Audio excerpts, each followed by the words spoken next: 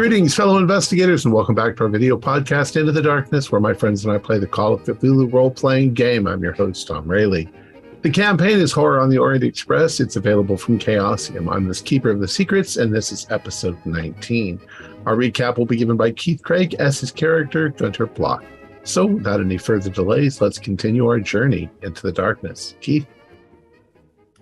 From the Journal of Gunter Block, 15 January 1923. I consider myself one of the greatest stage magicians alive. However, I am disturbed by seeing what true magic is capable of doing. After being choked from a distance by a purveyor of true magic, I'm wondering if my dedication to a craft that is nothing but misdirection and sleight of hand is a waste of time when I could have been pursuing real magic. After tricking the Duke with a false scroll, we decided to read the translation of the scroll to find out what he found so valuable about it. The scroll was written by Sedefkar the Osmanli in the 12th century, apparently as one of 5 scrolls, this one being the Scroll of the Head, which concerns the thoughts and histories of the Sedefkar. The other scrolls, the Scroll of the Belly, the Scroll of the Legs, the Scroll of the Right Hand, and the Scroll of the Left Hand, concern the worship of the Skinless One, body affecting magic, how to awaken the statue, and how to balance the power through, I shudder to think, sacrifice. The head scroll was nothing but a stream of consciousness describing torture and skinning of humans. It is an insane document to read.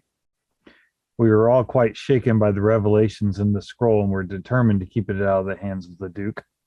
However, we feared to destroy it as we might need it in a later date, as we do not have a true understanding of this magic. Dr. York suggested hiding the journal on Mimi, the dream train where we had encountered Henri in the Dreamlands. We decided to attempt this, as Mimi would often give us what we needed, as well as compartments to place our possessions. We soon found ourselves in the bar of the dream train once again, just as our real train was entering the long tunnel through the Alps. Henri informed us that we could try to store the scroll here, but he could not guarantee that it was safe.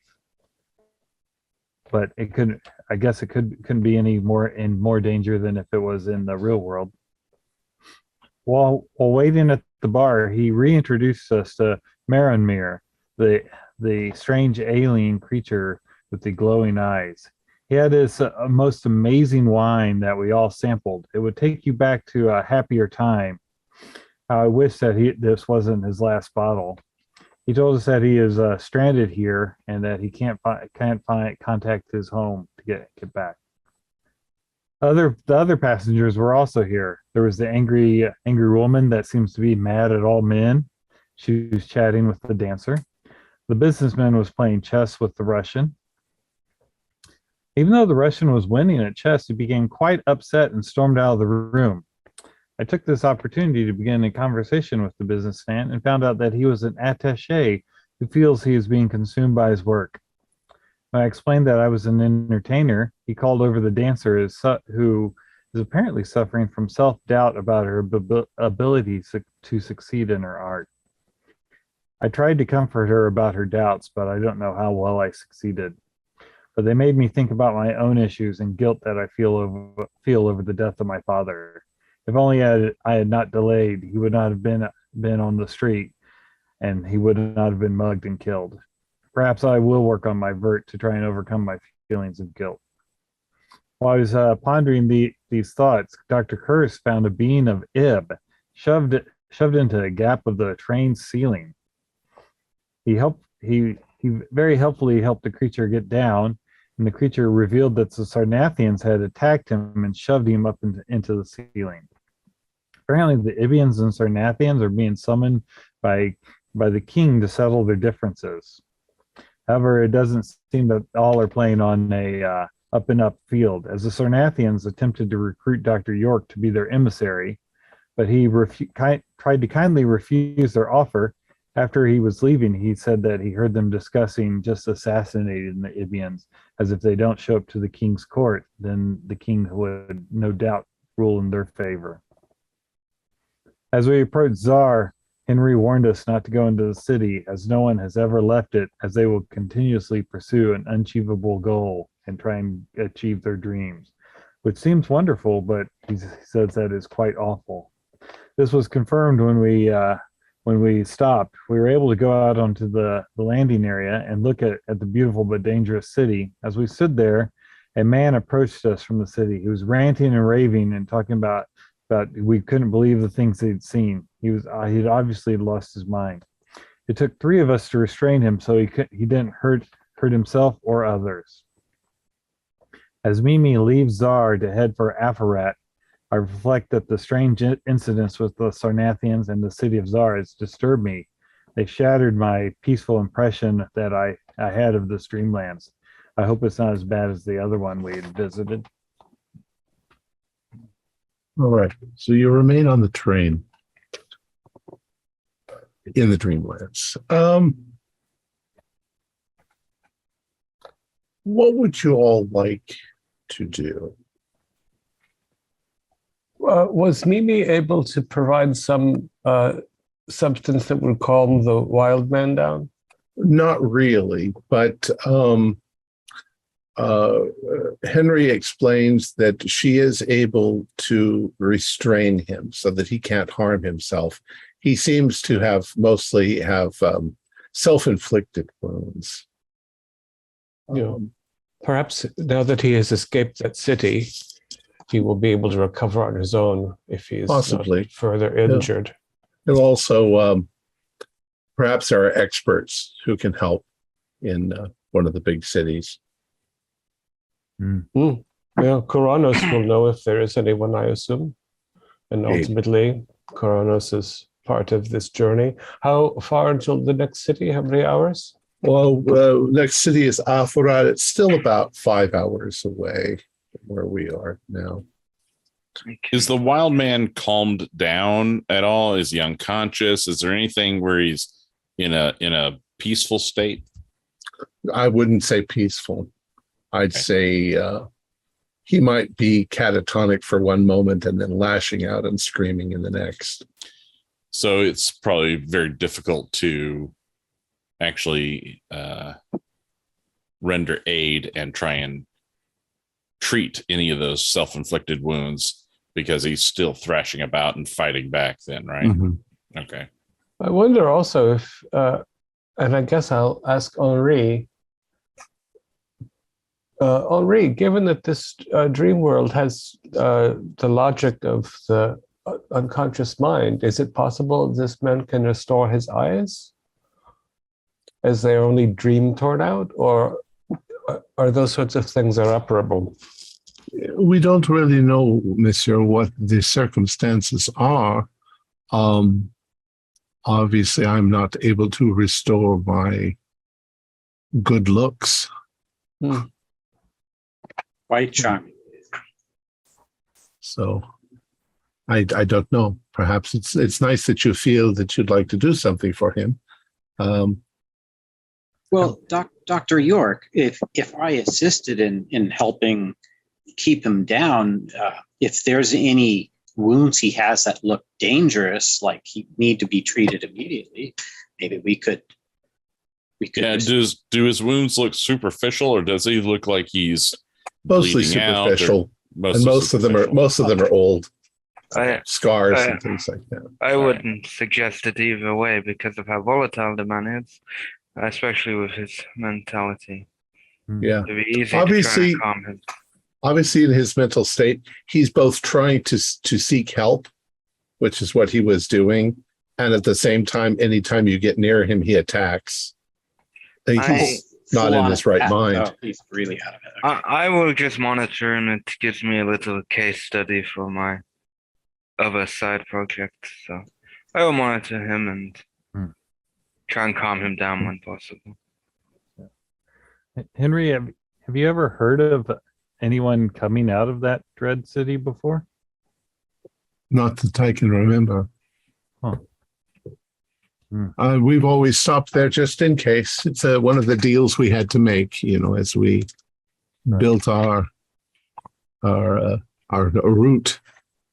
Oh, who did you make the deal with? It would be very difficult to explain that to you, but you notice that we dropped off goods and we picked up things. There are inhabitants there, but they defy common words to describe phantoms, things. It was on the route, so there wasn't any way we could avoid it. Hopefully, Afarat is a much more pleasant city. No, Afarat has its own problems. Let's see. He explains. There's a lot of lovely architecture. It's built mostly of limestone.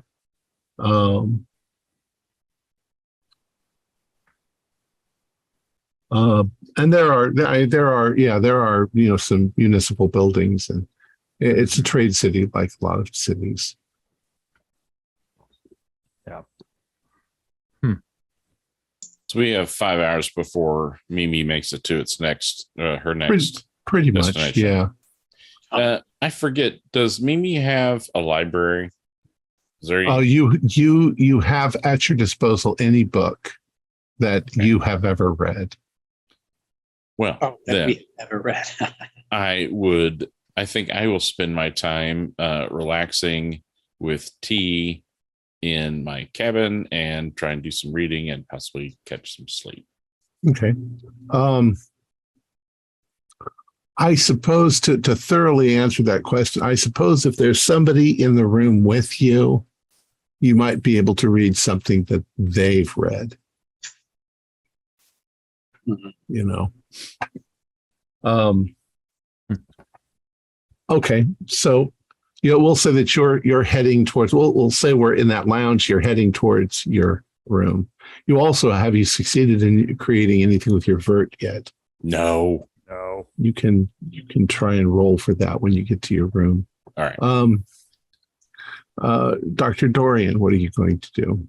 You said. Yes, I'm monitoring the man and any changes. Gonna try to calm him down when possible. Try to talk to him. I probably won't get much out of him, but just try and make a rapport. He's quite frightening. Occasionally he'll babble about things that don't make any sense at all. And then he'll look bright and cheery, which is really scary because he has no eyes and he has sharp teeth. And then all of a sudden he'll just lash out and start screaming for no apparent reason, like mid-sentence. He's quite damaged. I'm terrified, but making notes and trying to. Thursby, what are you up to? Let's see. I like the idea of sticking around this poor troubled person just in case there's anything we can glean from him. And I wouldn't want Dorian by himself nearby, just in case he breaks free. I'll, if you don't mind, Dorian, have some tea or coffee, and then maybe a game of chess nearby.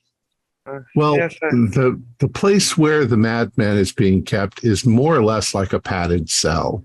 Oh, okay. Inside of Mimi. We can just bring a game of chess here. Yeah, I'll just have Mimi bring some nice appetizers and. Do you want to actually sit just outside the cell, or do you want to sit in the observation platform above, where the entrance to it is? As the closer area to the closest. Okay. So right outside. So maybe we'll kind of form a little kind of antechamber where the two of you can sit and play chess. Yeah. Okay. And just sort of be there. If he calls out to us, just so we can be And there. every so often I would take breaks to try and glean something more out of him, even though I don't think I will. Dr. Gabriel, where are you going to be? I want to be keeping an eye on either the Sarnathians or the Ibians. Okay. They're not near each other. Right. So The Ibians are in there. They're also in a like fairly close to where the madman is, but in a different chamber. The Sarnathians have their own suites of rooms. yeah, I think I'll have Mimi bring a chair on the observation platform so I can watch where the Ibians are to make sure the Sarnathians don't try anything. And then in the meantime, I will continue to work on my vert. I'll have my vert with me. Okay. So Gunter? watch the Dreamlands go by. Gunter's going to be sitting at the bar. He's going to have like a poker chip that he's kind of rolling through his hands, practicing his sleight of hand. And he's going to be contemplating, wondering where he could find a book that he could actually learn some real spells from. Okay. And Roland.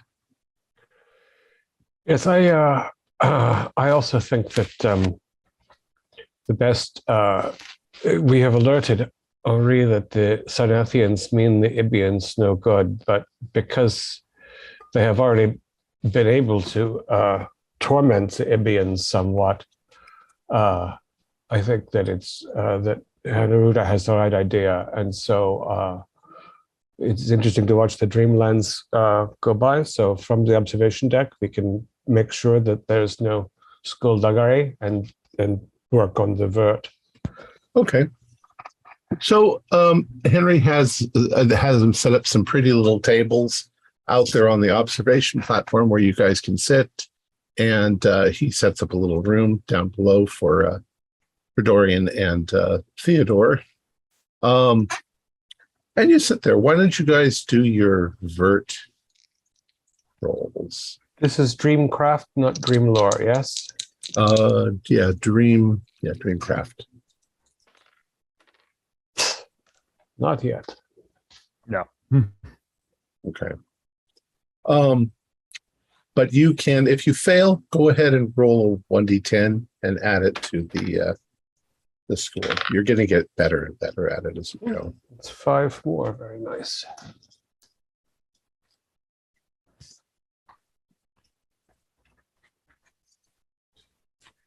Two more Dreamcraft for me. You are welcome to any of the books in the library on my compartment, but it's all inorganic chemistry. I think you would only fall into a deeper sleep. Mm-hmm. So, Dr. Edison, as you've returned to your chamber, you've chosen a book that you're familiar with, but it makes you feel very comfortable to read. It's a pleasure. You figure you're going to sit there or on your bed and maybe just, doze off. I'd like you to do a listen roll as you're doing this. Ooh.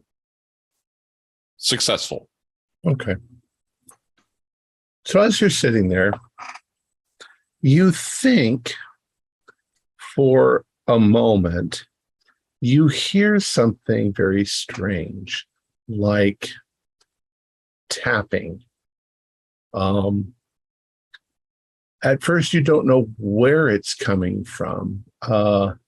It almost sounds like somebody knocking on a door, but it seems to be sort of coming from around you or up above.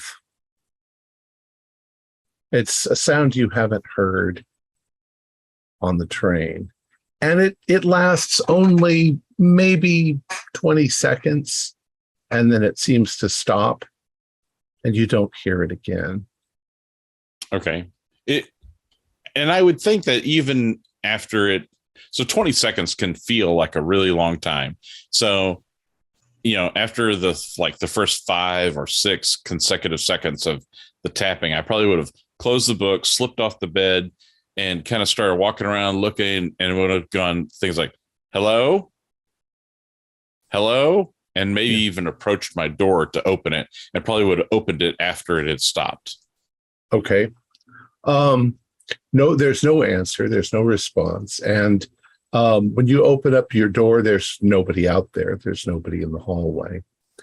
You do sort of, by the time you've sort of thought about it and analyzed it, it almost sounded as if something were moving around outside the train. But that's almost ridiculous. Our windows, can they open? Oh yeah. In slide fact, up? Okay. most of your windows are just little archways cut in the side with. Oh, okay. You know, All right. they're fitted with windows, but the air is nice. The temperature's pleasant, and So that is interesting. You know, kind of, you know, with my imagination kind of pulling me in that direction.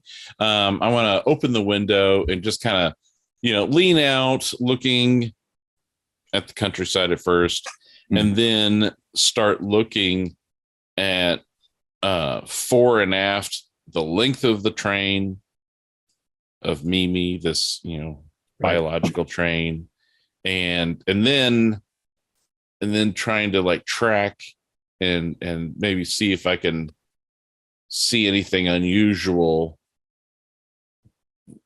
given that I'm on a living train, which is already unusual, but something even maybe more unusual. I wouldn't expect anybody or anything to be moving around, you know, and we've seen when we're in station, the tentacles that are doing the cargo stuff. Are there any tentacle actions going on while we're in motion? you don't see anything like that. Now, what you see when you look out of the windows at this level, when you're on the platform looking up, the beasts look like they're maybe 20, 25 feet high. When you're actually in your room and you're looking out the window, it's really hard to tell how big the creatures are. They seem gigantic. And down below you, there are tentacles moving. You can hear the thunder of the feet, which are like, rhinoceros feet moving on the ground. There's odd little tubules coming out of the side of the creature that seem to produce steam, just like a steam train as it goes along. But everything from your level upward, there are these huge pavilions, and they're all carved out of wood, and they're all intricate, and there's sort of Moroccan designs all over them, and they have domes on domes, and they're palaces up on top of these creatures. It's breathtaking. So when you look at it, you realize there are 1,000 little handy holes. In fact, it wouldn't be difficult for you to climb out of your window and up onto the roof. I'm not suggesting that, but there's a lot of little, it's the way it's carved. There's a lot of little handy holes that you would have, but you don't see anything. Huh. Are there open windows up above? Mm-mm. But there are occasionally little stained glass windows and things like that you can see. That's part of. What about any like balconies? Any open exposed balconies? There's no balconies, though. If you look towards the front of the train, you can see where the observation platform is, especially when the train is turning. In fact, you might be able to glance your friends sitting on tables. It looks a long way away, but it's definitely over there. So the train looks much longer than it seems when you're on the ground. You know who would probably appreciate this? I think Teddy would appreciate this. I wonder if he's seen this outside of his window. I think I'm gonna go and try and find Teddy and show him this. Okay. So as you leave your compartment and you're starting to work towards the observation platform, Karakov suddenly appears ahead of you, and he seems highly agitated once again. And he is making his way rather forcefully towards where his cabin is. Do a spot hidden.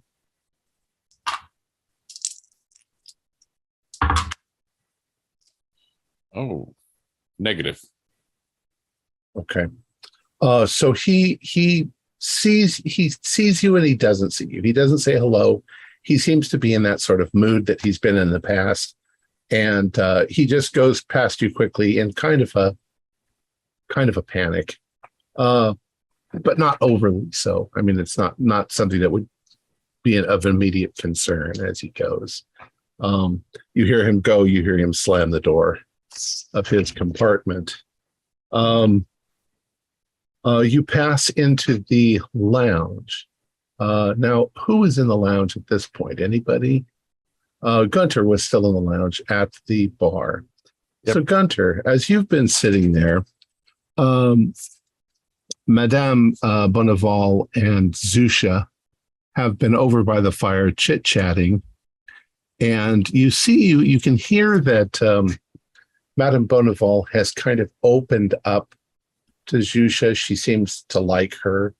Go ahead and do a listen. Okay. Fail. Okay. So all you get from the conversation is Zusha asks her about the little heart-shaped purse or whatever you call it that right. She's carrying. And at first she seemed a little defensive, but you hear her lean forward and say, "It has to do with my daughter. You see, I lost my daughter a long time ago to a very evil man." And that's about all you get from the conversation. But they seem to have their conversation as they're going. Right. And about this time, Dr. Edison comes in. Oh, I should also mention that once again, Mackenzie and Karakov were trying to pull together some sort of a card game, maybe. Mm-hmm. And Karakov became agitated and leaped up. Do a spot hidden. Oh, come on, Dave. All right, I'll spend the 1 to succeed at that, just so I can succeed. Well, even at that, you're not quite sure you saw anything, but you think you might have seen the flash of metal, like a knife, like maybe one of the dinner knives.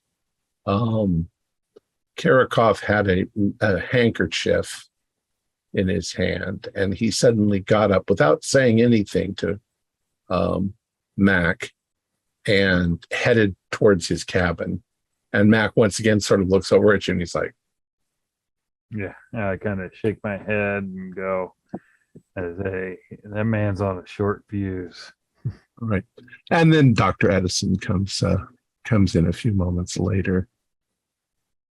Gunther's the only one in the lounge right now. Well, Madame Bruja and one of our crew. Right, correct. Okay. Gunther. Oh, how goes it this evening? Good. Your Russian friend just stormed out once again. Yeah, I saw that. He seems to be in another one of his states. So I think that might be pretty common for him. So yes.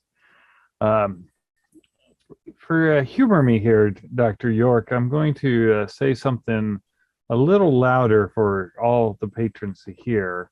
And then I kind of raise my voice, not to where you're yelling, but I want to make sure that the two ladies hear me. I go, I think that the Duke might have been that Frenchman that we read about that lived in Constantinople, the evil Frenchman that remember from the story? Yes, I think you might be right. You're onto something there, I think. Yes, I wonder if he's been up and bothering other people. I'm kind of... Yes. Mm-hmm. Do an intelligence roll. You can both do intelligence rolls. Oh, yes. That is a hard. I have regressed to childhood. Okay. Well, Gunter, you notice quite clearly that both of them completely ignore anything that you're saying. They're deep in conversation. So none of your words penetrate their okay. their consciousness. So they probably don't know what the hell you're talking about. That's Um, for info too. Dorian and Theodore, you are down with the madman, and you find yourself hoping that a moment will present itself where you might be able to do something. All of it, the entire situation is completely unpredictable. I mean, he will have a moment when it looks like he's listening, and then he just suddenly is. He'll leap forward towards the door where you are, and Mimi will gently grab a hold of him and pull him back so that he doesn't injure himself. At which point he'll start screaming and kicking and everything else. So it's quite a bad situation. What do you guys want to do?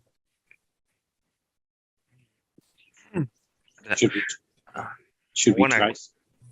Yeah, Theodore, I want to try to calm him down, but the problem is in such a state, and the conditions, I have not a clue what conditions he has been up against, so I can't even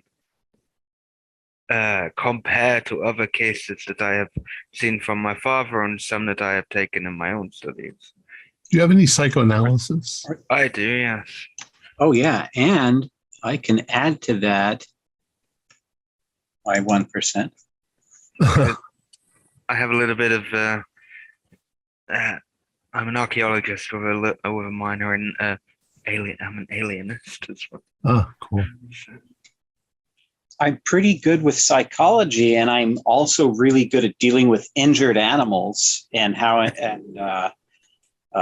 Well, psychology rules will tell you maybe what he's suffering from. Psychoanalysis, if you want to try to help him in some way. That is what I am trying. I just want to, because there's always a gap with people who are suffering with stuff mentally. There's always a gap that you can get through, and that's what I'm trying to get into. Okay. So I will try psychoanalysis. I have 36 in psychoanalysis. Not when you do the triple zeros. You can't. Oh, yeah. Oh, not starting that up again. So you have a dangerous moment. You sort of look through into the room.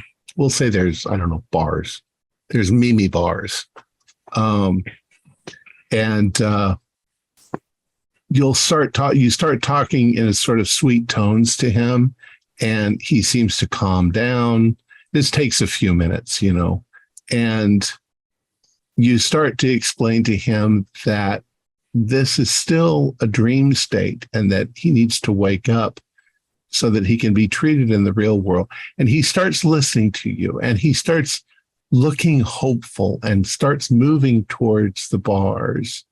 And you make the mistake of having your fingers like where the bars are.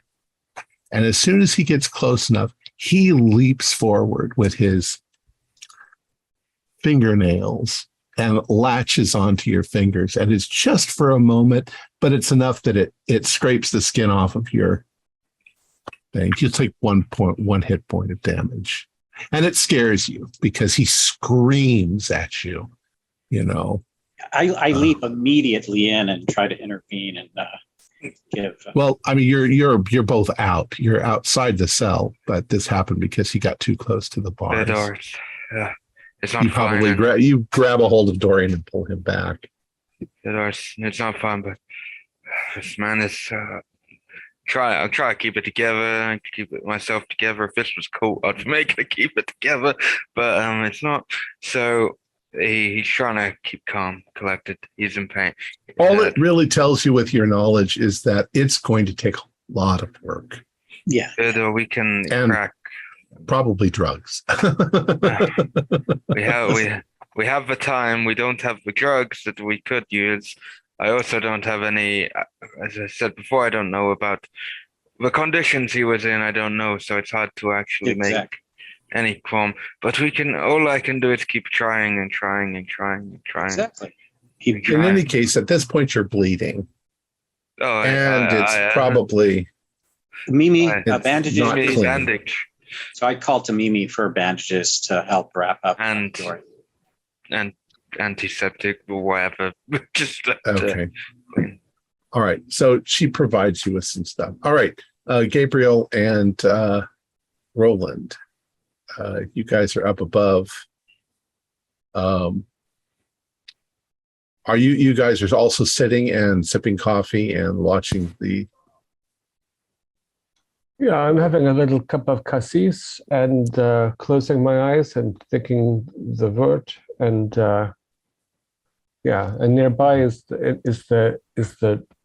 I guess it's a disc, a sort of manhole to the Ibian area. Yeah, there's 4 of them of different colors. The ground is kind of a mosaic, a very pretty mosaic, and there's 4 different colored circles, and they're in 2 of them. You think you hear a yelp come from down where you saw Theodore and Dorian go. Sounded like Dorian. Mm. And occasionally you can hear yelling, which you think is the madman. It's not very loud, it's muffled, but it sounds like stuff is going on down there. Neruda, you have the poetical sort of sensibility. When this man says that everything he wished for became real, is that what he said? Everything he could dream? Everything he ever dreamed of came true, is what he said. And it broke him so thoroughly. How do you understand this? Well, have you read any of Dante's Divine Comedy? No, I tend to the more substantive, physical sort of reading as a rule. Well, you have Dante's Divine Comedy is framed as a dream.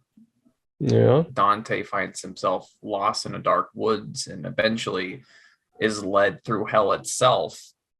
And there are plenty of horrifying images throughout Inferno and somewhat into Purgatory. Because what I'm getting at is the human psyche can harbor all manner of terrible, terrible things.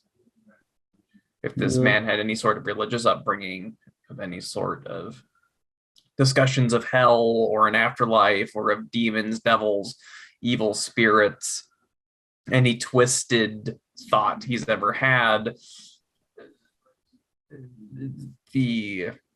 whatever these dreams are, nightmarish or pleasant, all of them coming true, I have a feeling that the darker side of things would take quite a toll on the conscious mind, witnessing all its dark dreams manifest into reality. Also in this realm, time is very different. So I have had dreams that felt like they went on for weeks or months. If I was in a dream that was constantly shifting and it went on for who knows how many years. Yeah, I mean, it seems to have broken him, and yet he seems to be the first one to escape. I wonder almost if he didn't make that city himself as some sort of torture device, that he is the one who can solve the puzzle because he wrote it. I wonder if he's the one. If he's the one who created the city, he's been there for an awfully long time. I get the impression that city, has been around for long enough to have entered into the folklore of this place. Gunter and Dr. York, are you going out onto the platform? Sure. Yeah. Okay. So a couple things happen almost simultaneously as Dr. York and and Gunter are coming through the archway. Dr. Neruda and Roland, you hear a noise behind you. It's kind of a weird organic sloughing sort of sound. And as you look kind of back, you notice that the green door on the floor has sort of peeled back, opened itself up, and two of the Ibians are coming out onto the platform.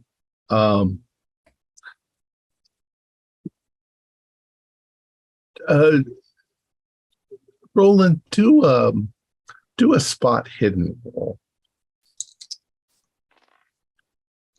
Oh, and 16. So hard, not quite extreme. Okay, that's good. What I wanted to say is the Ibians have kind of, they're a very strange looking race. At first glance, they might all appear just, more or less the same. Then at a second glance, you might notice they have some height differences or weight differences. But with that pass, you've noticed little things about the sort of, primitive costume that they're wearing. You're pretty sure the first one that came up is the one that you rescued. And the one that he's with looks to be a little more important, you think? Mm-hmm. And that one has the little golden frog in his hand. And you see the first one sort of look around, and he sees you and he points at you. And then the two of them start moving over towards you. And after a couple of seconds, the waft of the smell, which now kind of smells more like a stinky cheese, but nonetheless, I'm going to request from Mimi a little bottle of peppermint oil. I find just a small rub of peppermint oil on the nostril makes everything else go away. So Dr. Edison and Blah and Gunter, you notice this too, that they are moving over towards where the others are, and you can smell the sort of aroma in the air. Ori, can you help us translate, please? Never fear, Henri is here. He has a squeaker. You should be able to understand him. Oh, very good. They come forward, and the one with the squeaker in his hand, he holds the squeaker forward, and it says in a high-pitched, screechy sort of voice, "You are the one that rescued me. We would like to ask your assistance." Oh, yeah, what can I do for you? There is a summons we have received from King Kuranis to present our negotiations. We would like your assistance in presenting them. It's almost would put me in a conflict with my friend, Mr. York, but he refused on the Sarnathian side. Are you sure that the king would not find your own personal self-representation more compelling? I know nothing of the history, etc. We are aware that most of the creatures like yourselves do not find us appealing. We are afraid that will prejudice them against us. We would like somebody more appealing to their nature to present our requests. Well, I might recommend in the lounge area, there's a young dancer. I think very many of my kind would find her very compelling. Have you? She did not help us. You helped us. You are a good person. I also am not entirely in control of my travel on the train, so I would not wish to promise anything. At which stop are you meeting Kuranis? Sonanil, I believe. They look really quick.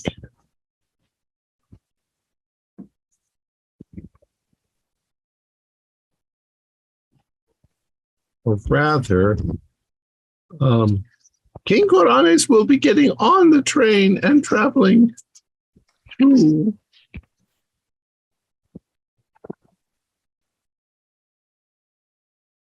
Sonanil. And while he is here with us, there will be a presentation to make. These Sarnathians have wronged us for too long. It is time that we have reparations. Yeah, well, should I be aboard the train when Coranus appears to have this hearing? I will. It will be my honor to assist you in any way I can. Then we would like to explain everything to you at your convenience. Yeah, this would be helpful. Do you mind having a larger audience? We do not mind, as long as there are no Sarnathians. I think they are probably busy having some sort of reality experience amongst themselves. They are liars and cheaters who killed and slain women and children of our species. They speared them on long spears and pushed them into the sea.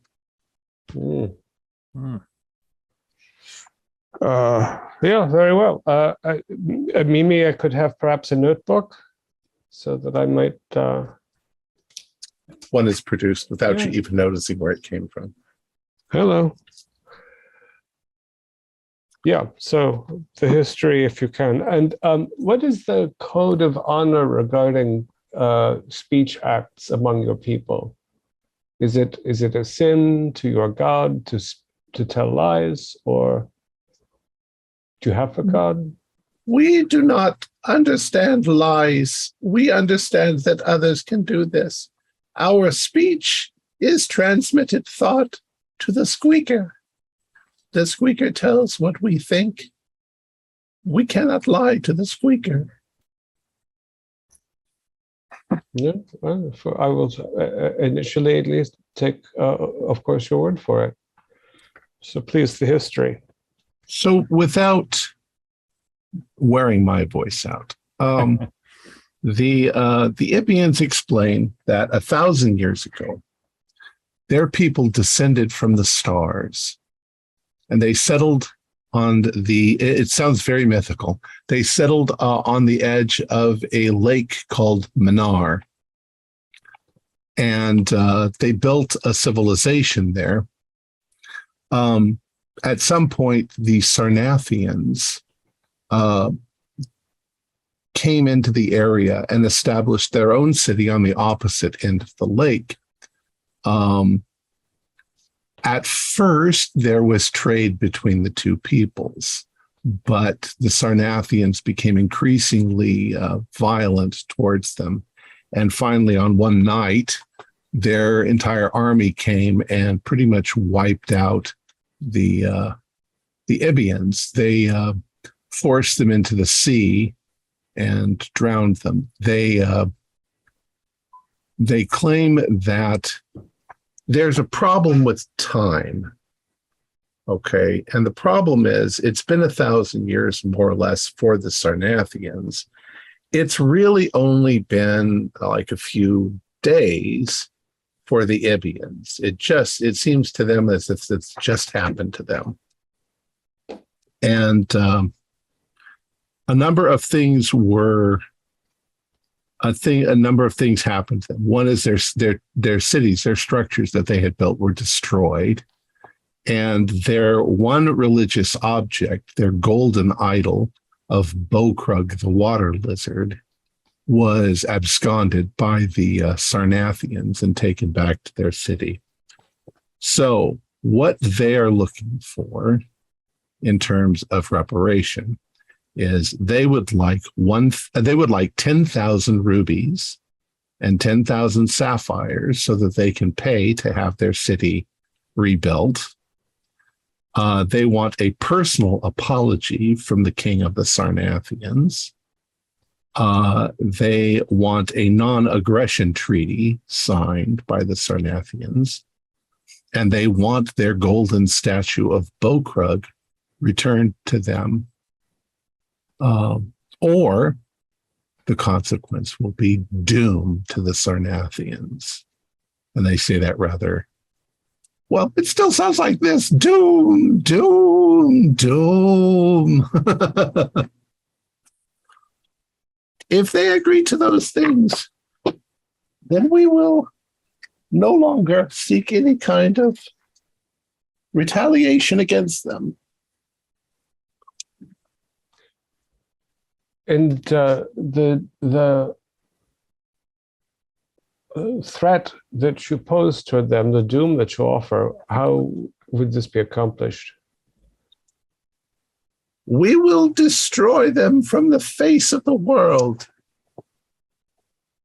But initially they defeated you so handily. What is the force that you have that permits this?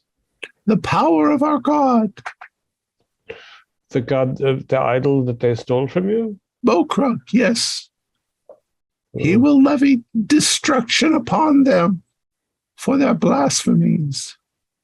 Sounds very much like what happened to the Temple of Dagon after they stole the Ark of the Covenant in our religious traditions in the waking world. They have no reaction to Dagon, although I was very tempted to. Not Dagon!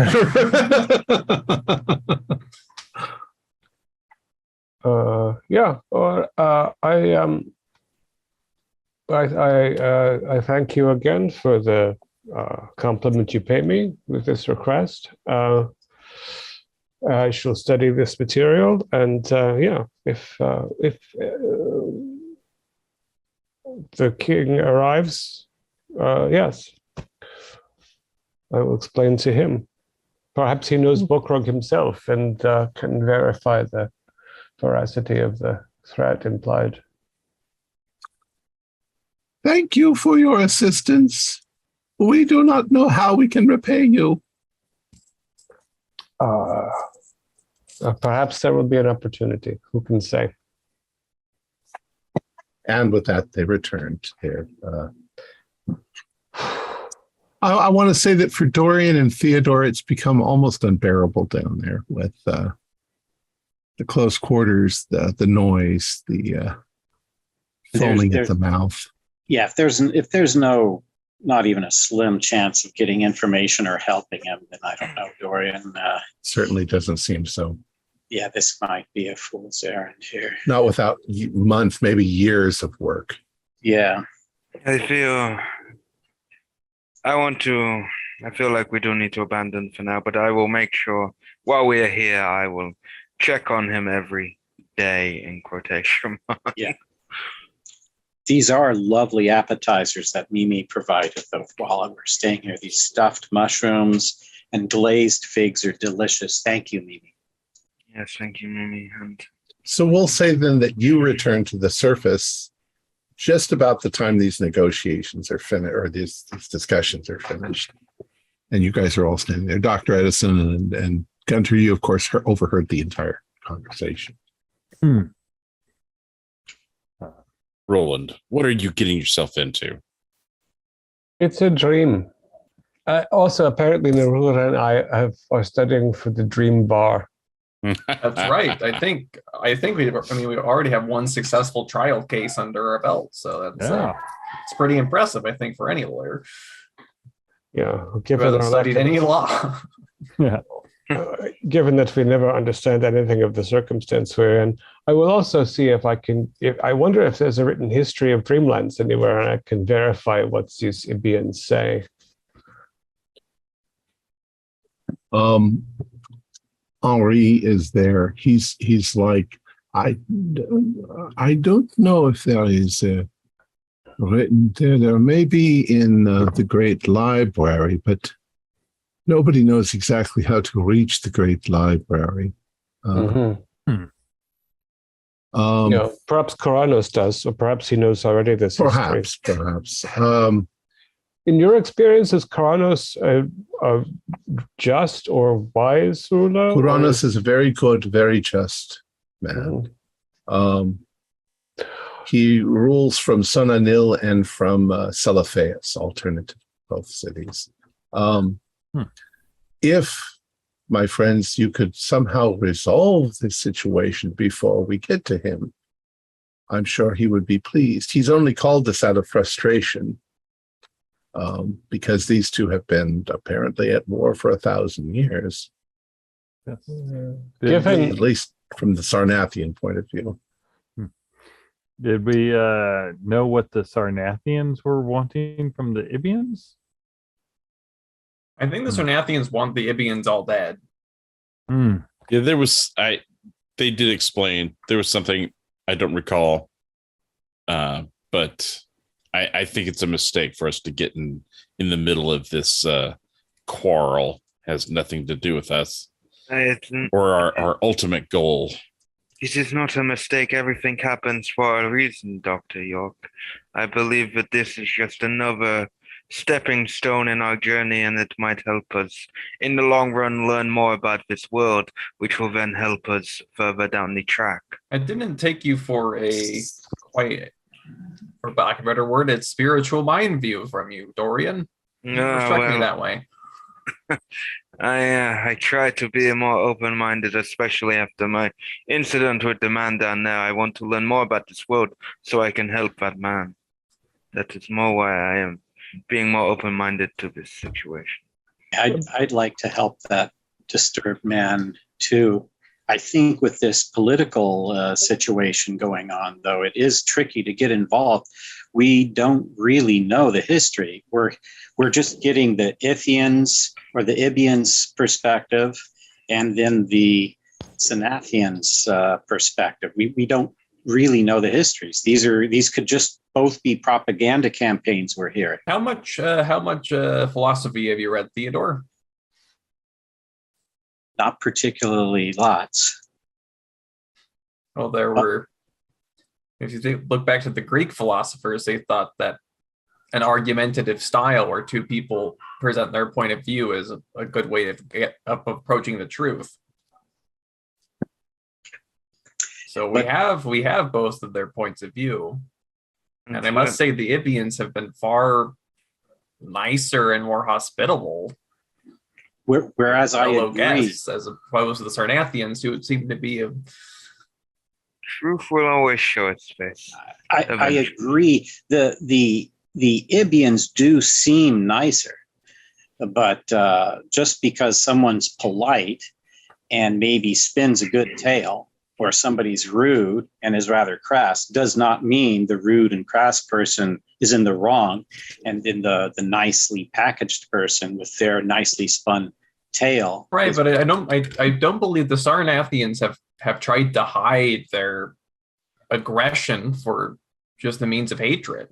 Theodore and Gabriel do intelligence rolls. Wow, 34 is a pass, and a 22 is a hard pass. Okay. Dr. York had told you that he pretty much flat out didn't want to work with the Sarnathians, so they didn't really reveal anything. But his impression of the Sarnathians was these were a bunch of kids that were sent on this mission because nobody in Sarnath gives a shit. Mm-hmm. They're not qualified to do any kind of negotiation. So that's why they were trying to get his help, and they don't really care. Right. It's the Ibians that are dragged. They're like, they feel like they're being dragged here by the Ibians. Right. But they also don't know. They probably also have a side to the story, which you can expect will be the spoiled brat side of the story. About this time, Zusha also comes out. She seems to be light on her feet, sort of doing a little dance. She's got a cup of coffee in her hands. Obviously, she's no longer with Madame Bruja. Oh, good. I mean, Madame Bonneval. And she comes out and she sees you, but she sees you're talking, so she doesn't interrupt. She just goes and looks out. I'll wave her over. And she comes over. By now, she probably knows you all by name. Mm. Oh, having a little chat? Yes. So I have a question for you. You seem to be more familiar with the Dreamlands than any of us. From a certain perspective, maybe. Well, have you ever been to Sarnath? No. No. Have you had any? That's the richy rich people that are on the train. Yeah, I was just wondering if anybody who has encountered them before could give us a little more insight. I'm not sure that they would think that I'm important enough to have any kind of conversation with me. So far, they've said nothing. They don't even say good morning when you pass them. Yeah. Yes, I think that the central justification they find for pestering the Ibians is that the Ibians are small and squat and stinky, and they are long and lithe and lovely, and that is their only point of esteem. So they think their value. Yes, the I would think that- Sarnathians value appearance and beauty more than intelligence and wisdom. Yeah. So the question I also have is whether or not there in this dream world there is what the structure of deity is. Is it possible this bulk creature can inflict any damage to the Sarnathians, or is he as mythical a god as any Thor or Ra? She shrugs. She says, I have no idea. Can I roll dream lore? Sure. See if I've heard anything. No, 84. Okay. That's actually a very good. The dream lore, would dream lore pertain to having a knowledge of the Ibians and the Sarnathian history? In this case, you're getting that as you're going along. So you can't magically have knowledge in your head that wasn't there before. Yeah. Okay. The only, even with your failure, the only names that you've heard solidly spoken were Nodens. And you think maybe he said Hypnos, the god of sleep. Mm. And that's from Henry. So obviously Henry has a magical train in the Dreamlands. So he did have to appeal to certain gods, Entities, whatever is in charge. I I wonder think also. Go ahead. I was going to say we've seen the immense amount of damage and harm a single individual can do in the form of the Duke back in Dream Milan. If there is some kind of inhuman entity, whether or not we would consider it has godlike powers in the Abrahamic sense, I wouldn't be surprised if there was some sort of being one could appeal to cause catastrophic. Also, if the Ibians fell from the stars to this lake, perhaps their god did not fall with them and they are alone here. We will see if Coronis helps. I don't think that Sarnathians will listen to us.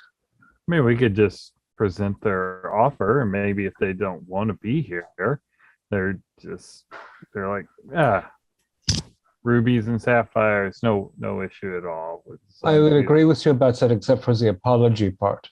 And the giving back of the statue. Yeah. When There's negotiations here and there. You maybe we could finagle that they don't have to apologize, or they have to word the apology in such a way that it's not insulting to both. They feel sorry that this event occurred to both sides, or something that you could. There's all kinds of language that diplomats use to dance around to not humiliate their countries. Yeah, this is also true. Do we even know a diplomat on the train? I wonder if they have approached Mackenzie as well. You just have to be delicate with the situation. and I'm sure we will come to the right conclusion. Jusha says, well, I don't really understand these sort of things, but maybe you should find out what the Sarnathians say about the Ibians' demands. And as while we are gossiping about this, you have become friendly with the very angry woman with the little heart-shaped bag. Madame Bonneval, yeah. What is she carrying that she won't throw off the bridge into the waters? Oh, I think that might, in fact, be what her intention is. There's where are you from, Mr. Roland? I'm a Swiss originally, but I've been in America for some years. I've been on tour throughout Europe in various places, and it seems to me that there is a story in Spain. I think in Granada when I was there that I'd run across. Somebody was telling old stories. Maybe it was in a book. I just don't quite remember. But it had to do. It's a famous story that they tell called. I'm trying to remember the translation into English. The Lover's Heart. Hence the heart book that the heart box that she has. Apparently, in the story, the woman's daughter got married to a man who had a tremendous amount of magical power. And rather than remain faithful, because he was much, much older, she decided to have an affair with a younger man. And when the old man found them, he killed them both. He tore out their hearts and burned them in a fire. And what he didn't count on was the mother, who levied some sort of curse upon him. I'm barely remembering the story. It's something you might be able to find. But I'm pretty sure it's Grenada, and it's the Lover's Heart. It's a famous legend. Anyways, her story is kind of like that. Her daughter was lost to her, murdered by. She was very vague about it, but I think her pain is in that box, and she's going to throw it into the abyss. She's probably tired of it. She's from the 1200s or 1300s or something like that. Oh, she's been carrying it a long time. It's made her very old and bitter and untrusting of men. I don't trust men very much either. Maybe that's why we're friends, but I know how to manipulate men better than she ever did. Well, I'm glad to see that you're dancing again. You gave me a lot to think about. Maybe I'll stick around for a while, and maybe not. I don't know. I'll have to think about it. I've really carried this desire to be a dancer a long time, and my career has never really taken off. I'm a much better dancer in my dreams than I am in the real life. Plus, I've kind of ruined myself with drugs. Yes. That's how I get here. Through the morphine? Opium. Mm-hmm. It will take its toll, but don't give up. Don't give up the dreams. Sometimes they just need to be tamped down a little. So shortly after all of this conversation happens, lunchtime is served in the dining room. Henry announces it. You go in, and it's a very, very pleasant, very delicious, completely bizarre things that you've never heard of that are all just incredibly delicious. And then lunch ends. What would you all like to do? Let's go around the table again. Dr. Dorian. I am going to go to my room and contemplate things and play the cello as well. It relaxes me. So Okay. I'll play my cello. Dr. Thursby. Oh, doctor. Oh, I'm sorry, Theodore.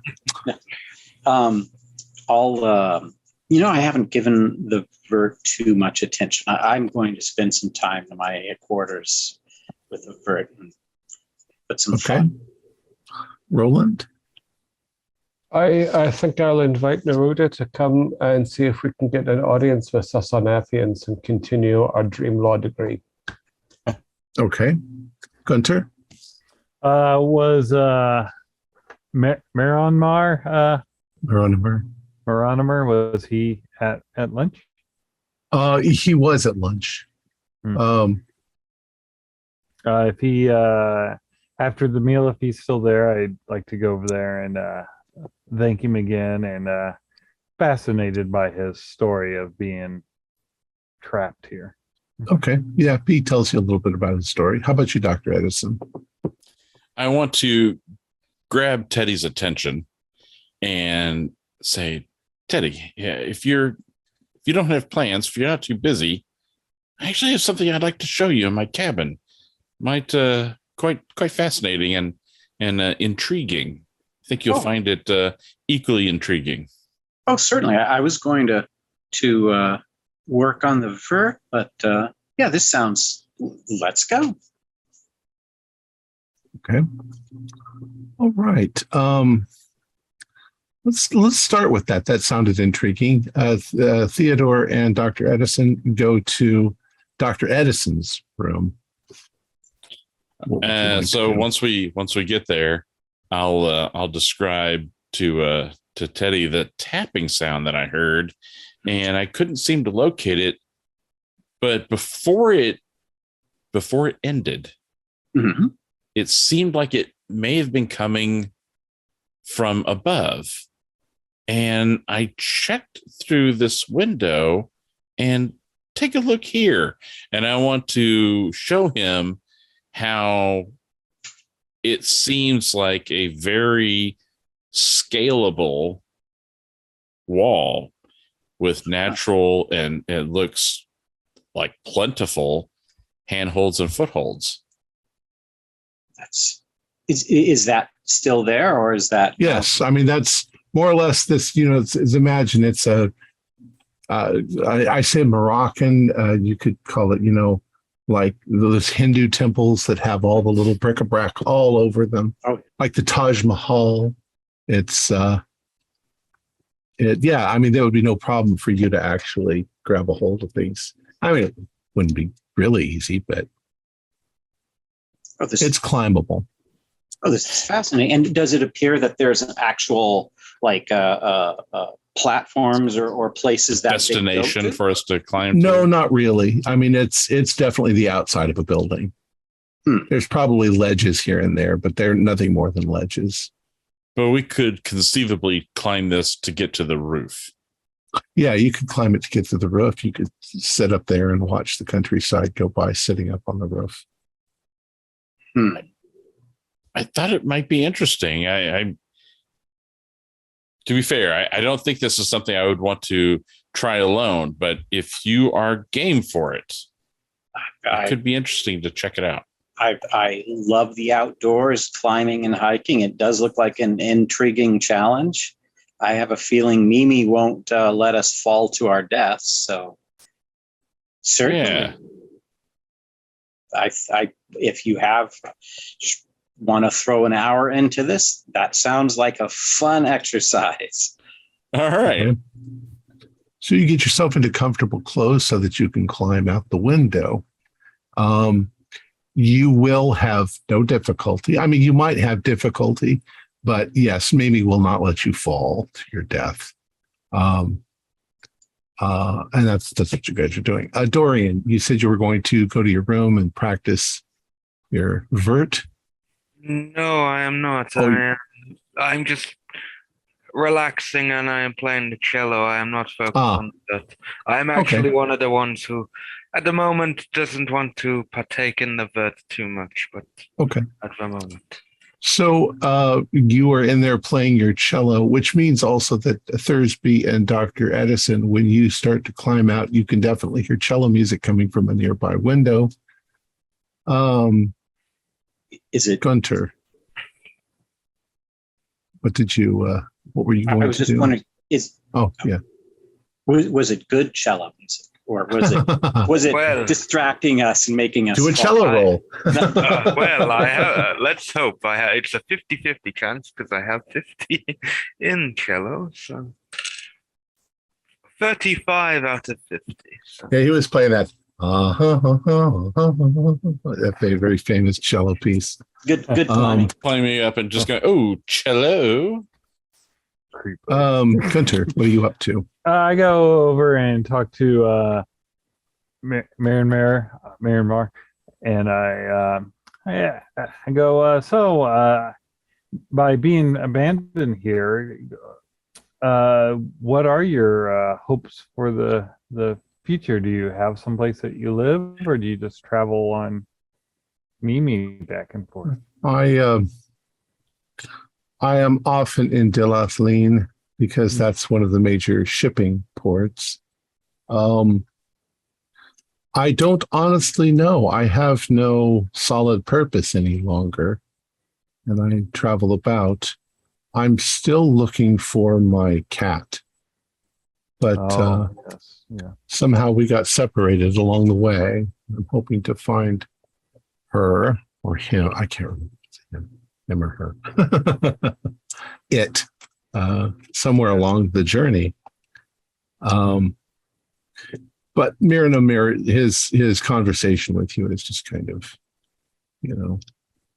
he's not stilted in any way, but he doesn't really express friendly in the same way that we do. He answers your questions and asks you a few of them. Right. But not much more than that. All right, Dr. Gabriel and Roland, you were heading towards the Sarnathian garden. Mm-hmm. I wonder if we should bring. They seem like they would be easily flattered. Maybe Mimi can pick us some roadside flowers, so that they even answer the door. I don't know if that will. How much that would really help. The actual gesture with the flowers, because we could just be two ugly people offering them ugly plants. They seem to be very particular. Except for their interesting interest in Dr. York, I think that they feel about us more or less the way we feel about the Ibians in terms of physical appeal. Maybe a bottle of something intoxicating. I think, actually, if we can find a pool, if we can somehow bring a vessel of water so they all stare at their own reflections for the rest of eternity. Then we can it brings up a question about the two of you. Which one of you has the better looks? I have appearance 60. Your eyes are better looking than I.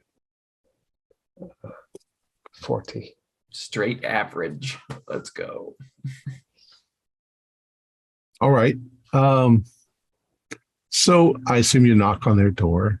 Yeah, I'm gonna ask Mimi for a bottle of schnapps at least, something. Oh, okay. It'll relax me. Something like schnapps. Yeah. Yeah. Okay. All right. So you knock on the door, and just before you knock, you think you can hear giggling inside or tittering, and when you knock, it goes suddenly silent. You think you can hear footsteps coming in your direction, but they're very soft, probably slippered, silk slippers. The door opens, and it's one of the males, one of the tall ones. And he looks at you and he says, "What the devil do you want?" Oh, well, we were just wanting to inform you of the Ibians' demands for the upcoming negotiations so you can prepare your response. They're going to inform us of the Ibians. Really? Where's Dr. York? I'm afraid that his failure to be interested in taking up your cause is constant. We are hoping that we can avoid bothering the king. Which one of you is the most authoritative of the delegation?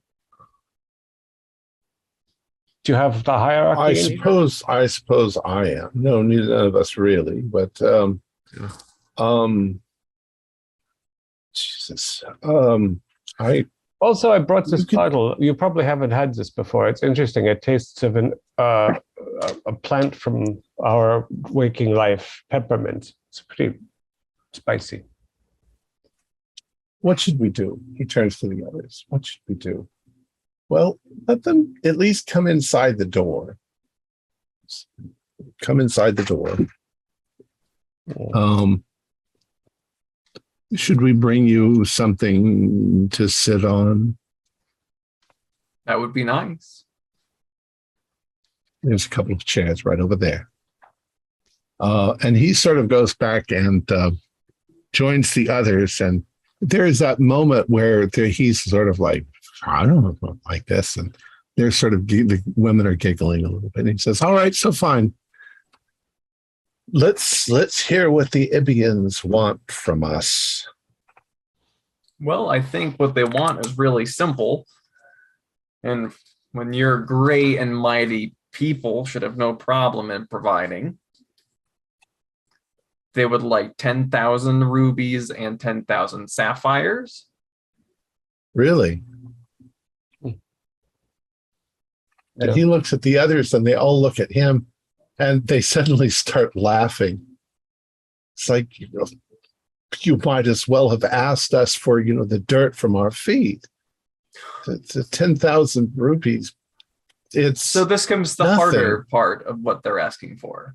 That is not their only thing that they want.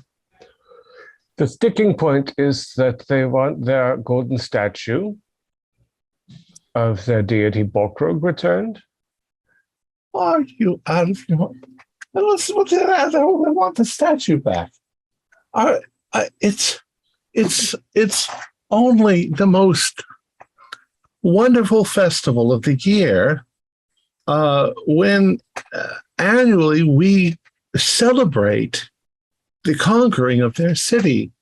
The statue sits as a war monument, a victory over these disgusting beings. There's a procession. The whole city comes out. The priests and the king, they go to the statue, and the height of the celebration, the king sodomizes the statue, and they rub feces and urine all over it to indicate our tremendous triumph and our contempt for them. We won't give that back. That's our favorite celebration every year. Yeah, it sounds like a real good time. They would also like a formal apology from your king for the invasion and the signing of a non-aggression pact. What does that mean? I mean, our king's not going to go to their town and apologize. Maybe a written apology. Something written. I wonder though, why is it the best festival of the year when they are so small and weak and impotent, and you are so mighty and beautiful and sophisticated? So what? You beat them? It's like if I were to celebrate killing 10 mosquitoes. It was 1,000 years ago. It's ingrained in our culture. I'm sure you have such celebrations in your piteous world, but I mean, asking us to give that up, I don't see how we could ever do that. It's as much our festival as it is. It hasn't been their statue for 1,000 years. Well, time is funny in this place. I wonder if you can say the Ibians believe that you attacked them with no cause. Is there some historical reason that Sarnath believes that it had a reason to assault these people and take their golden idol? When a vermin enters my living space, I kill it. They're vermin. They're not worth the time of day. They are sentient beings with a culture. Even if So it's is my distasteful. dog. Oh, you have dogs in Sarnath. Interesting.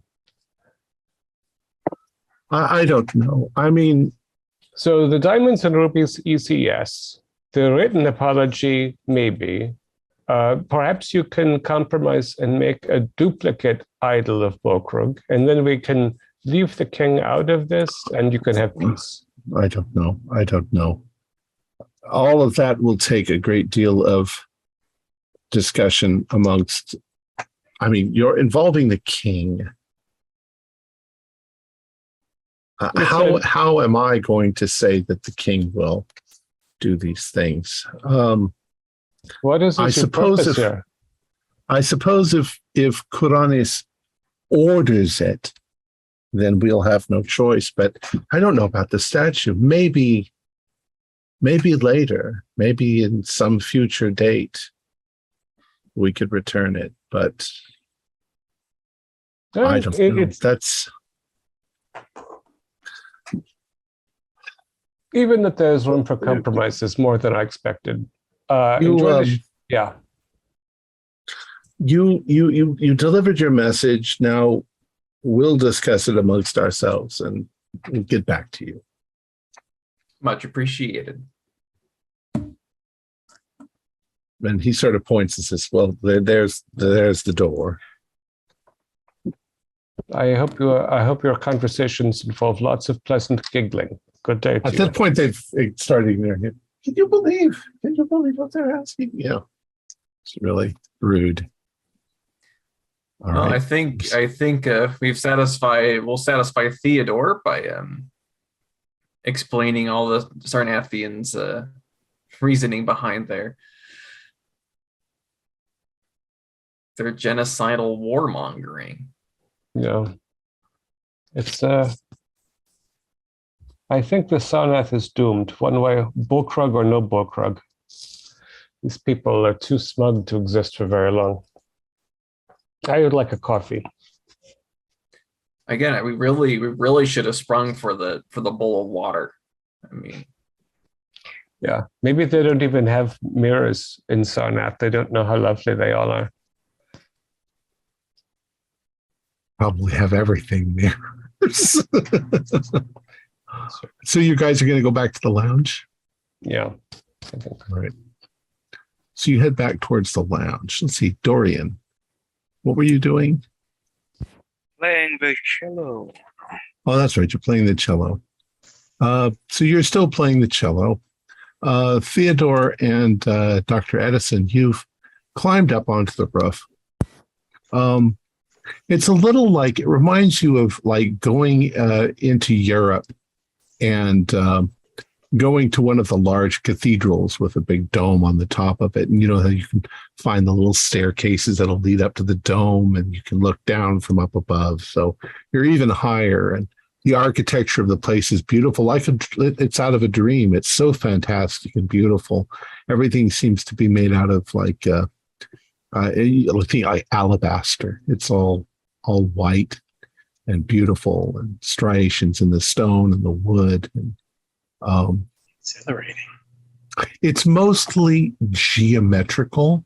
There's not flowers or birds or things carved into it like that. It's just very, very geometrical. I'd like you both to do spot hiddens while you're up there. Okay. Oh, darn it. Is this going to be close? No. Darn, 11 shy.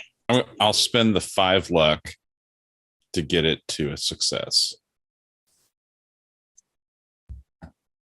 Okay. So as you're sort of scrambling around and you're up there, a couple things that you notice.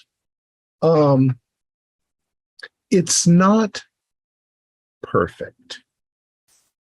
There's definitely places in some of the bric-a-brac that look like they've been slightly damaged,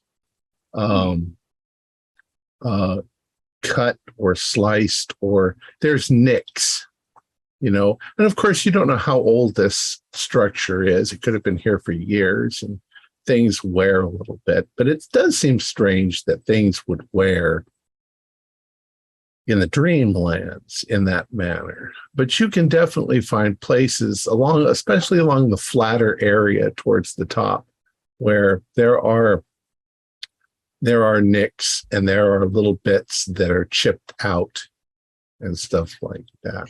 Does this structure seem separated from Mimi or part of Yes, you'd say that it's on her back. Okay. Yeah. There isn't by any chance maybe means to get near the windows of the Sarnathian delegation by any chance, would there? Well, I mean, you probably didn't take note, but definitely one of the windows on the side would be theirs, and you could climb down. I mean, you might be seen, but I'm interested to maybe walk the length of this and see if there's anything of interest or any kind of evidence of anyone else being up here and moving around. Some of the scratches and chips and things up here. I'm wondering if the tapping I heard was someone tinking and chipping away. Are they? I don't know. Maybe someone is trying to break up some of this alabaster and use it for something. I don't know, but I think we should maybe walk back and forth a bit just to see if there's anything to be seen, maybe through some of the dome windows or anything like that. But yeah, let's just kind of. So what you find, if you recall, that Mimi is composed of Mimi and her children. Think of them like elephants, and these are the platforms on the backs of the elephants. So you can walk from the length of the platform that you're on, which in this case is the sleeping car, we'll call it, where the rooms are, to either end. But then there's a gap between this one and the next one. When you're inside, you don't seem to notice the bridge that goes from one to the next, to the next, to the next. In this case up here, you would have to do a good 6-foot leap to get to the roof of the other one. I wonder, should we call for Mimi assistance? I mean, do you want to do that? You're exerting yourself. You guys can still get tired and let's first walk around and kind of give this section of the car, this sleeping car, let's give it a good look, and then maybe head forward. And I think we could make the jump. Kind of call out to Mimi if we are having troubles. Okay. Yeah. So walking around on this particular one, you do find here and there little bits of damage. But it's so minor, Yeah, like wear and tear damage, not bad. Yeah. Though, when you're walking around inside of a building and you see a scuff or a nick on the wall, and you have that sort of feeling like, how the hell did that scuff get there? It makes almost no sense. That's kind of what you got here. It's like, well, how the hell did it hit a bird while you were flying, while it was flying forward, or what could possibly have nicked it? So you just don't know. You jump forward to the next one, which you believe is the lounge car, and you don't see any evidence of any damage. You look around for it. It's not exactly the same as the other one. They're all kind of unique in their own designs. But this one seems to be in really good condition.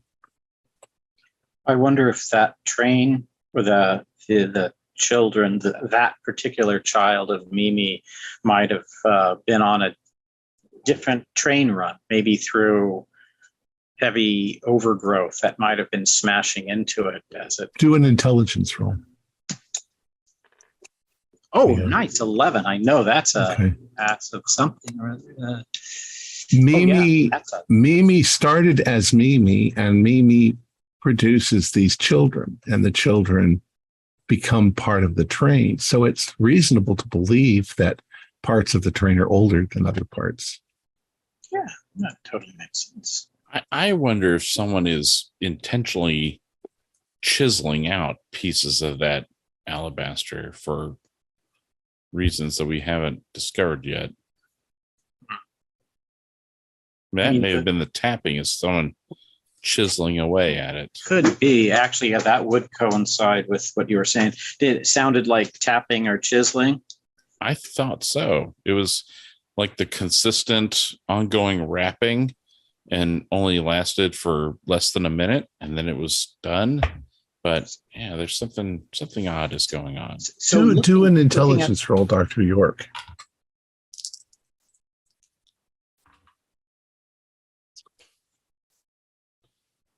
My faculties have left me. Do the chips look fresh? I mean, are they have old caked dirt in them and such? Or They're very uniform in color as far as the material goes. So you don't really see the kind of oxidation wear that you would expect in the real world. So the chips look the same as the substance itself. So they're not darker, they're not lighter. Okay, they so could be fresh. That indicates something new then, because it hasn't had a chance to, it didn't, maybe not. Well, like I say, you don't see any evidence of any kind of oxidation. So yeah. They look new, but you everything looks kind of new. I don't know, Teddy. I feel now that I may have led you on some kind of strange wild goose chase. This is, while being able to climb up to the roof is interesting, I'm embarrassed to say that I don't think there's actually anything nefarious going on up here. Oh, not to fret, Eddie. Look at the beautiful vistas we're getting. This is quite exhilarating. Yes, very nice, very nice. Well, I'm sitting here wondering if you'll realize the best way to return, which is just to run to the edge. We're on. Have Mimi just grab you and pull you inside. Be like bungee jumping, tentacle bungee jumping. Gunter, what are you up to? If he was still there, I'm going to try and ask him if they have magic where he comes from, or spells. Moronimer says, magic is dangerous. Magic is the twisting, the deformation of the natural world. It takes a toll not only on the person casting it, but on the things around him. It's mentally and physically damaging. Yes, there are magic users, if you will. There are sorcerers and witches and things like that, but they are almost universally evil and damaged and dangerous. Yeah. Hopefully you'll never meet one. Sadly, I have, and I was just wondering if trying to find a way to fight back or resist his magical attacks. He finds that fascinating. Tell me, what has, who is this? What has happened to you?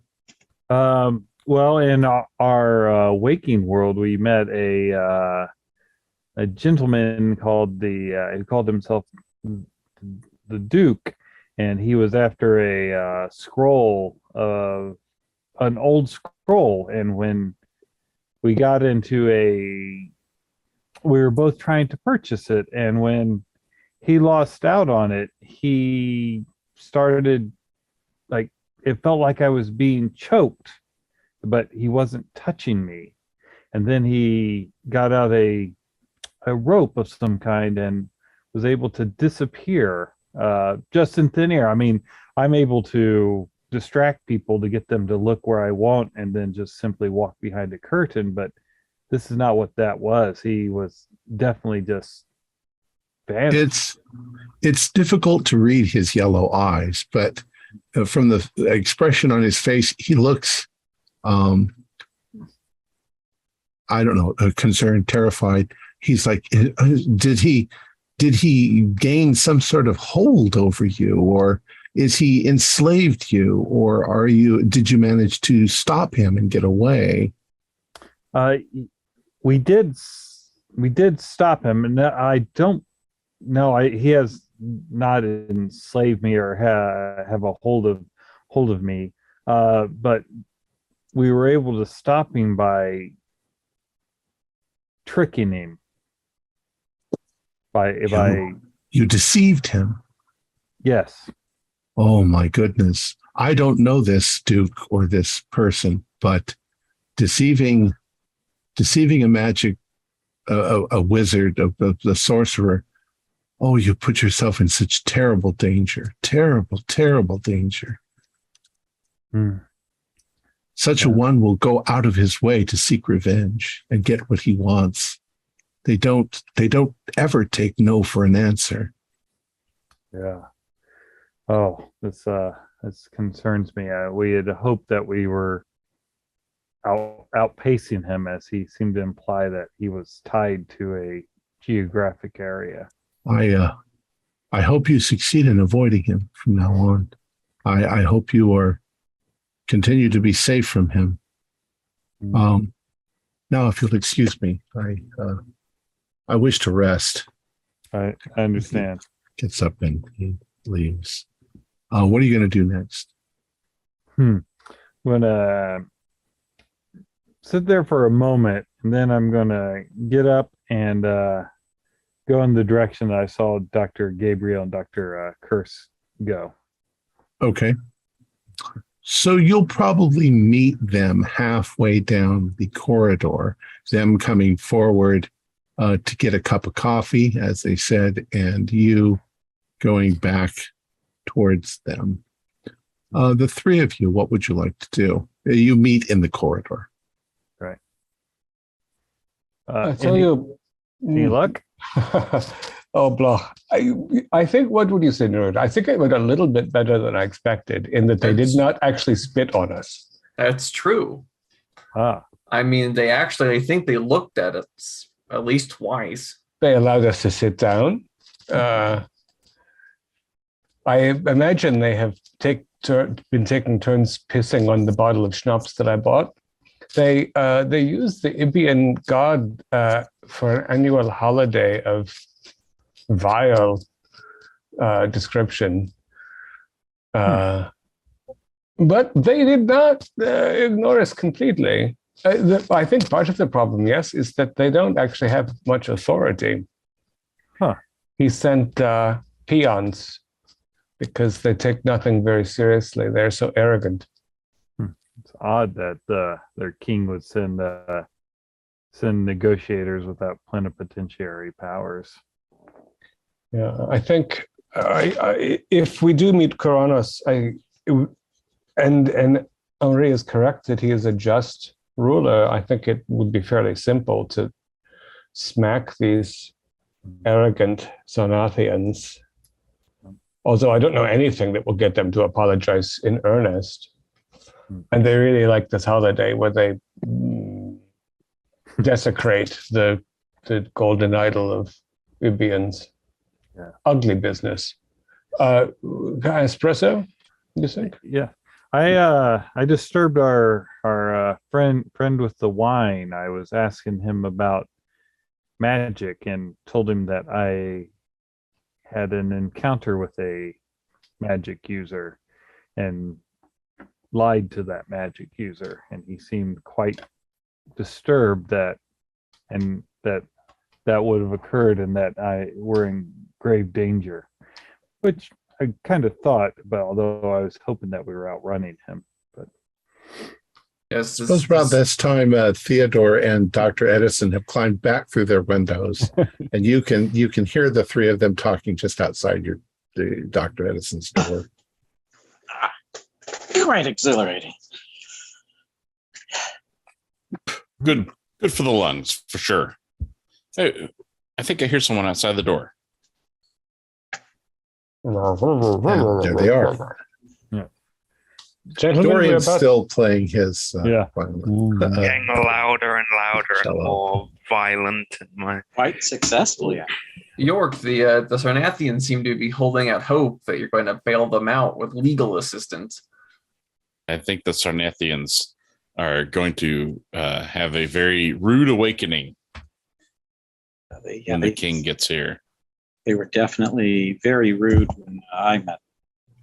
What do you have any idea, Dr. Kurz or Dr. Neruda, any idea of the power that King Kuranes has?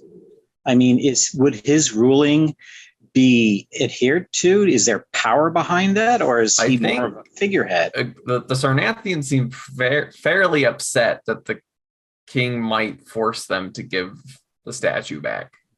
Yeah, he would seem to have some enforcement power. I think actually the twits that they're a little nervous that maybe they will be in trouble with their king and the greater king, and they're stuck in the middle, not having the fun weekend away that they were hoping for. It seems he has some ability, as opposed to the deity of the Ibians, who, at least in the form of a golden idol, is heretofore less than effective. Although, again, there's a time problem. If it has been 1,000 years for the Sarnathians and a week for the Ibians, perhaps their god has not even looked down upon this to see the indignities. It doesn't seem like the deity intervened at all in the initial conquests. Well, again, I think something Roland pointed out earlier. The Ibians, by their own accounts, come from somewhere very far away. So we know. So I assume you guys are all walking towards the lounge. yeah. Light travel takes time to arrive. So you arrive at the lounge, you get some coffees, you sit and chit chat. Have any of you had any luck with your vert? No, I haven't. I've started working on it, but I can't. I think one of my issues is I can't decide what shape would best represent my paint. But Henry is passing through the room, and he simply offers. He says, "It takes a great deal of concentration. Try to free yourself from distraction, and you'll be able to do it before we get there, I'm sure." I hope so. Reed, at what station do we expect King Kuranes to join the dream train? King Kuranes will be getting on at...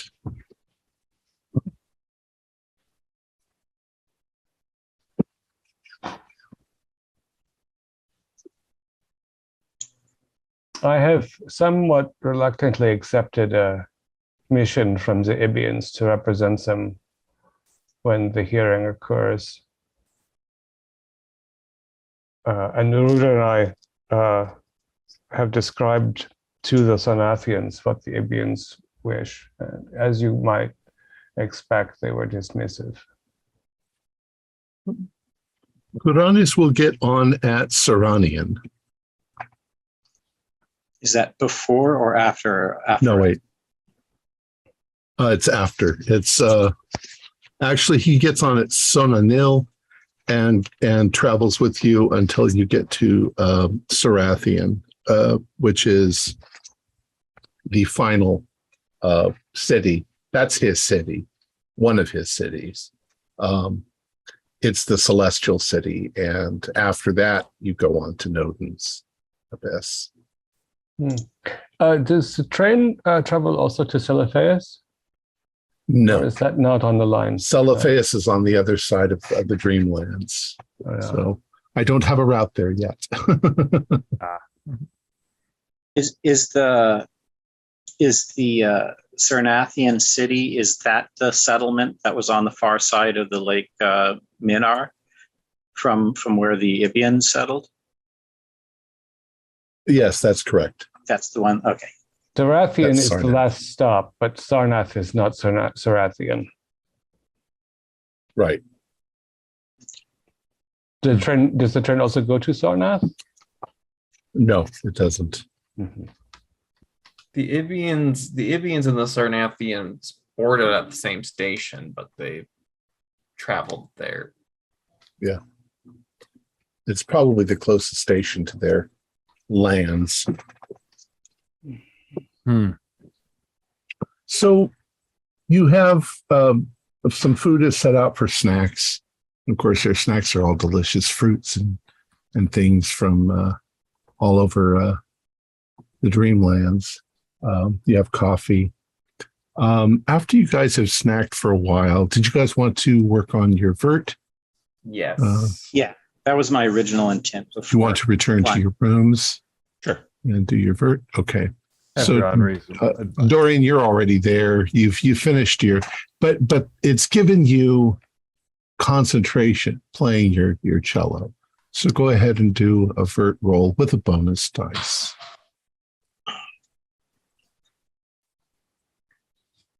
Nope. Okay. Then increase by 1d10 your dream abilities. Theodore. I'm sorry. Now, which one was it? It's not the Dreamlands lore, but Dreamcraft. it's the Dreamcraft. Okay. Or dreaming, isn't it also known as dreaming? Dreaming, yeah. Got it. 98. Okay. Yeah. Oh, no, okay. Broke it. You wake up. Dr. Nerida. Oh, I failed. I got a 54. Okay. Gunter. All right, come on. No. And Dr. Addison. I failed with 58. Okay. So you guys have all returned to your rooms. Roland, you are intending to do the same thing. You step into your room. You cross over and you sit on your little desk and you pull out your thing of vert. Do a spot hidden for me.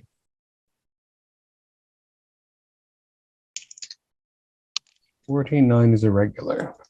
Okay. You're sitting there for a moment, and there's a moment when you kind of think that something's a little wrong. And you look around like, what is it? What's wrong? You've got a beautiful carpet in the room that you're in, the Oriental carpet. Very beautiful, the pattern that's in it. The pattern, though, is wrong over there at the base of your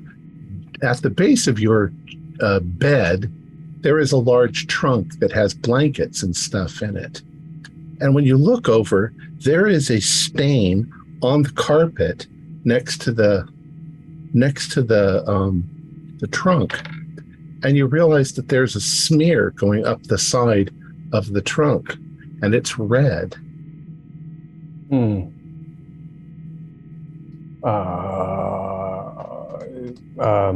We'll take a handkerchief out and rub the smear. It's blood, you think. It goes right up to the edge where the trunk opens. Yeah. Henri? He's not there immediately. You can probably hear him coming down the hall. Yeah. All right. So open up the trunk. Do a sanity roll.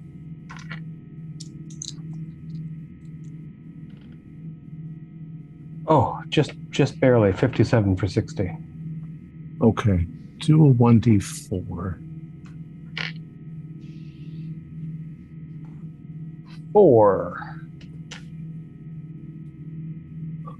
You yell out and step back, because lying on the blanket inside of the trunk is the shredded body of Prince Nimbus, the cat. Its blood everywhere, its entrails hanging out. And that's where we will end tonight's episode.